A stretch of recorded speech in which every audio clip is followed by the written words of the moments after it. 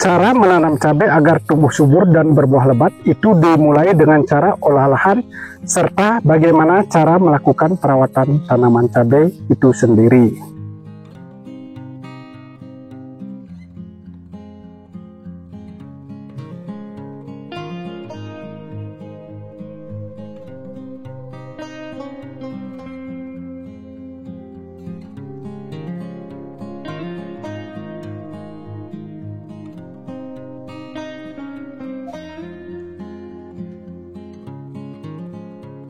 Halo kawan-kawan, kembali lagi dengan Ardana Piti.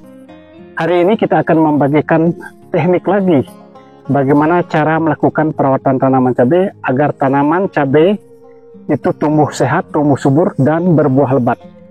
Ini tentu menjadi keinginan semua para petani. Jika ini bisa dilakukan, maka kita akan mendapatkan keuntungan.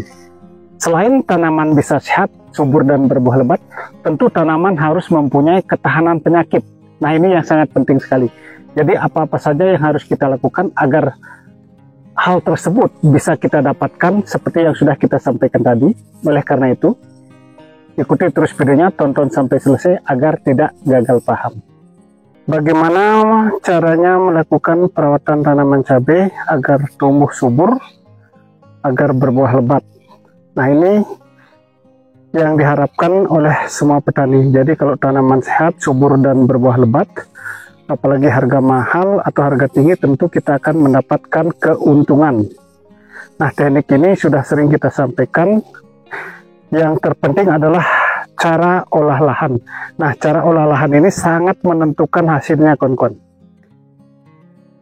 Selain cara olah lahan agar tanaman bisa tumbuh subur dan berbuah lebat, kita harus tahu, khususnya bagi para petani cabai, harus tahu kondisi lahan itu. Apakah lahan itu subur atau tidak. Nah, itu tekniknya. Dan yang kedua adalah tahu cara merawat tanaman itu sendiri. Artinya, apa-apa saja yang harus kita berikan, apa saja yang harus kita lakukan agar tanaman itu tetap tumbuh subur dan berbuah lebat. Nah, teknik yang kita lakukan cara olah lahannya adalah kita melakukan penebaran namanya kapur dolomit. Nah, kita tebar langsung kawan-kawan di atas bedengan dengan kapur dolomit. Nah, mengapa kita menebar kapur dolomit? Itu tujuannya agar tanah menjadi baru.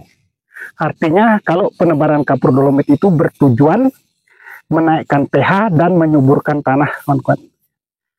Nah, setelah kita tebar kapur dolomit, kita menambah namanya pupuk pertipos. Jadi kapur dolomit, pupuk pertipos, dan kita menambah namanya pupuk kandang. Nah, pupuk kandang yang kita gunakan adalah pupuk kandang kotoran ayam.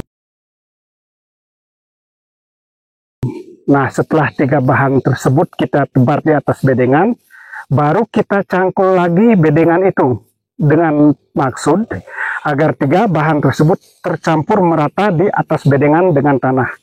Dengan demikian, maka kesuburan akan menjadi merata di atas bedengan.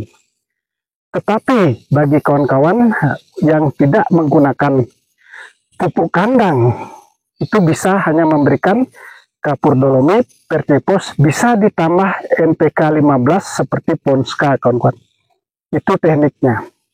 Tetapi setelah kita mencangkul semua bahan tersebut di atas bedengan, ini yang perlu diperhatikan cara olah lahan ini.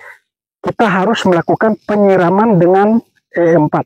Kalau tidak ada E4, bisa menggunakan M21. Nah, disiram di atas bedengan itu secara basah. Nah, mengapa kita perlu melakukan penyiraman E4? Itu tujuannya kita melakukan fermentasi pupuk di bedengan langsung. Nah, itu tekniknya, kawan-kawan.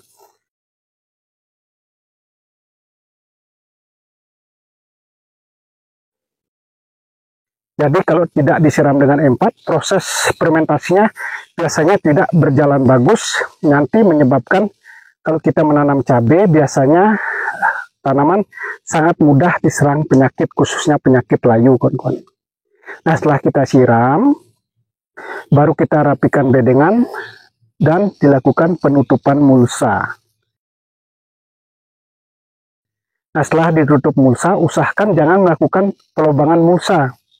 Jadi setelah ditutup, dibiarkan Kalau kita biasanya melakukan pendiaman itu sampai 30 hari. Nah, cukup lama. Nah, inilah proses yang sebenarnya, kawan-kawan. Jadi semakin lama kita diamkan, proses fermentasinya semakin bagus. Nanti hasilnya juga akan bagus. Nah, setelah 30 hari kita buat lubang, kita kocor lagi dengan menggunakan asam umat, trichoderma, dan silika karbon. Nah, dosisnya 3 sendok makan untuk 20 liter air. Kita kocor di lubang tanam. Nah, setelah itu baru kita melakukan penanaman. Setelah kita melakukan penanaman, inilah perawatan yang menentukan hasil selanjutnya. Nah, setelah kita melakukan penanaman, usahakan setelah tanam itu di usia 5 hari, 10, 15, 20 hari paling tidaknya harus dikocor dengan menggunakan pupuk yang mengandung fosfat. Biasa yang kita berikan adalah Mordenful, kawan-kawan. Nah, selain menggunakan unsur yang mengandung fosfat, nah fosfat ini bertujuan untuk merangsang akar. Jadi kalau kita kocor dengan kandungan fosfat, seperti yang kita pakai adalah Mordenful, maka pertumbuhan akarnya cepat. Selain itu kita juga memik dengan asam amino, yaitu pupuk organik. Nah, asam amino ini sangat penting sekali, kawan-kawan. Karena biasanya tanaman baru pindah tanam itu mengalami stres, sehingga pertumbuhannya agak terhambat. Untuk asam amino, biasa kita menggunakan yaitu asam amino dan pupuk cair protein seperti ini. Ini mereknya Premino. Para petani sudah tidak asing lagi dengan asam amino. Nah, dosis yang kita pakai untuk asam amino Premino ini, kita memakai satu tutupnya ini, dimix dengan Mordenful juga satu tutupnya ini, atau kurang lebih 30 mili. Untuk satu tangki semprot atau 20 liter. Jadi setelah usia seperti yang kita sebutkan sebelumnya, yaitu usia 5 hari, 10, 15, paling tidaknya sampai 20 hari, kita kocor langsung di lubang tanam. Nah, dengan mengocor dengan asam amino dan Mordan, maka pertumbuhannya akan sangat cepat, tidak mengalami stres tanaman itu setelah pindah tanam, kawan-kawan. Itu sangat penting sekali. Selain kita melakukan pengocoran dengan asam amino, seperti yang sudah kita sebutkan tadi, di usia mulai kurang lebih 15 hari, kita juga wajib melakukan pengocoran dengan kalsium dan asam humat. Nah, ini sangat penting sekali pengocoran kalsium dan asam humatnya. Karena kondisi lahan biasanya seperti yang sudah kita sampaikan sebelumnya, ada yang tanah subur, ada yang kurang subur. Nah, pengocoran kalsium bertujuan agar tanaman tidak mudah diserang jamur dan menguatkan batang. Sedangkan asam umat juga agar tanah menjadi gembur, menjadi subur, apalagi kalau kita menggunakan pupuk sintetis atau pupuk kimia, kawan-kawan. Jadi dengan pengocoran asam umat, tanah akan kembali menjadi subur. Nah, itu tekniknya. Interval pengocoran kalsium paling tidaknya 7 hari sekali, sedangkan untuk asam umat bisa dilakukan 15-20 hari sekali. Kalau itu kita lakukan, maka tanaman akan menjadi sehat, menjadi subur. Perawatan selanjutnya yang perlu diperhatikan adalah masalah keriting daun. Jadi keriting daun ini sebelum kena, bagusnya kita melakukan antisipasi penyeprian. Nah, di usia 10 hari, wajib kita melakukan penyeprian insektisida. Bisa menggunakan merek dagangnya seperti Apidor, dimix dengan fungisida. Jadi tujuan kita memix dengan fungisida agar tanaman tetap aman dari serangan jamur. Nah, bisa menggunakan fungisida bisromil, nanti di rolling dengan Kopsid 77 atau bahan aktif tembaga hidroksida, kawan-kawan. Itu yang kita lakukan.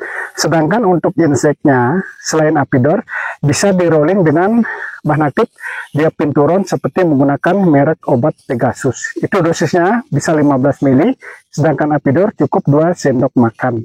Kalau ada perekat, bisa ditambah perekat, kawan-kawan.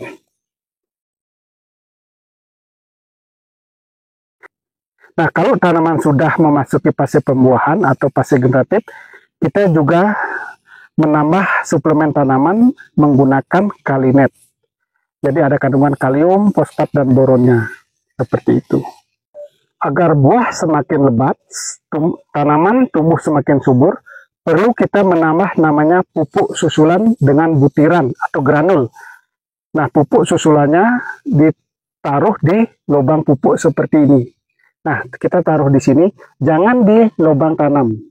Nah, seperti ini jarak tanaman kurang lebih 60 kawan-kawan. Kita buat lubang lagi di tengah-tengah seperti ini. Nah, pupuk susulan bisa menggunakan Vertipos Dimix NPK Grower. Kalau tidak ada NPK Grower, bisa menggunakan KNO3 yang putih. Nah, perbandingan untuk NPK Grower 1 kilo, Vertipos 2 kilo. Kalau menggunakan KNO3 yang putih, bisa perbandingan 5:1. Vertipos 5 kilo, KNO3-nya 1 kilo. Nah, dengan demikian maka pertumbuhan akan semakin sehat tanamannya, semakin subur dan berbuah lebat seperti ini. Dalam perawatan tanaman cabai, yang terpenting adalah pengocoran kalsium. Jadi jangan sampai tidak dikocor kalsium, kawan-kawan. Kalau tidak dikocor kalsium, nanti batang tanaman menjadi lembek, tanaman sangat mudah diserang penyakit khususnya jamur. Seperti kalau tanaman sudah berbuah seperti ini, sangat mudah diserang namanya patek atau antraknosa. Jadi sebelum kena antraknosa, lebih bagus melakukan pencegahan. Seperti yang sudah kita sampaikan tadi, bisa menggunakan fungisida Kopsip 77 atau fungisida yang lain dengan sistem secara di rolling atau dipakai secara bergantian. Nah, terima kasih kawan-kawan yang sudah menyimak video ini.